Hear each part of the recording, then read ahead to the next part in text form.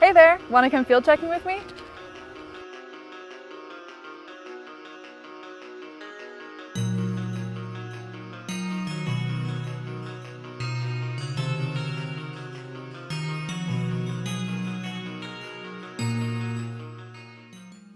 So what is field checking? So a public land management body like the U.S. Forest Service or the Bureau of Land Management will put out a proposal saying that they want to do this thing to the public land. And that thing usually involves logging for private corporate interests. So we take that document, we see what the agency is saying, and we compare that to what we're seeing on the ground. It involves going out into the woods, onto public lands, and putting boots on the ground to see what the agency is intending to do in that area.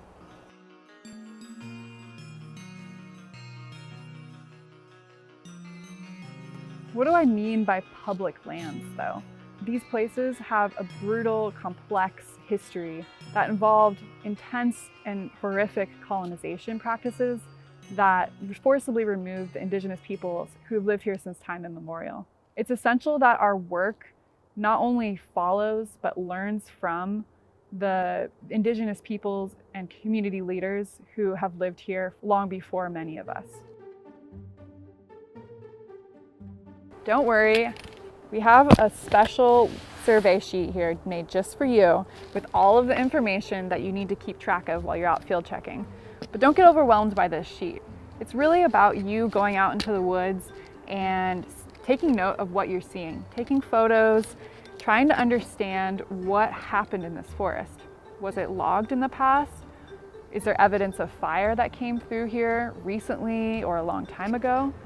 Or maybe there was a road here and it's overgrown now. Approaching the field checking work is really just about asking these questions and trying to understand what the forest is telling you. We interrupt this message with an important 2025 update.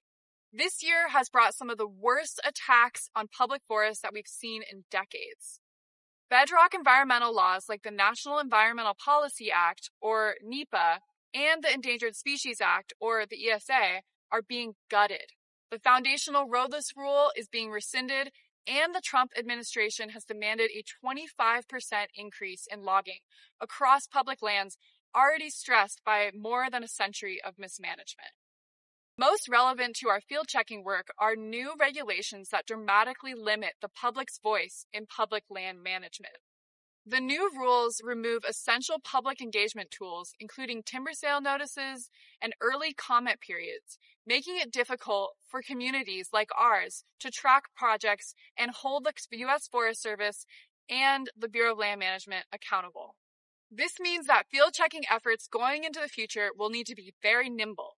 Like a bobcat, hopping from tree to tree, WildCATs will need to act fast to field check timber sales. In some cases, we may only have 15 days to collect information and write comments.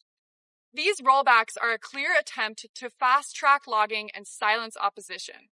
But we are continuing to organize and grow the movement to fight fascism and defend forests.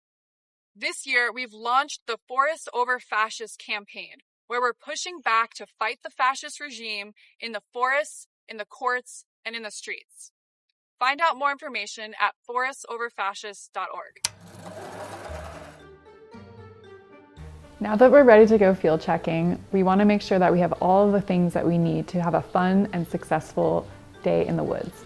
So Cascadia Wildlands will give you all of the maps and agency documents, as well as any special tools that you'll need for field checking. But you want to make sure that you have everything that you need to be comfortable in the woods. So lots of snacks, a full lunch, full water bottle, a backpack, and a properly working vehicle are essential for a successful field checking trip.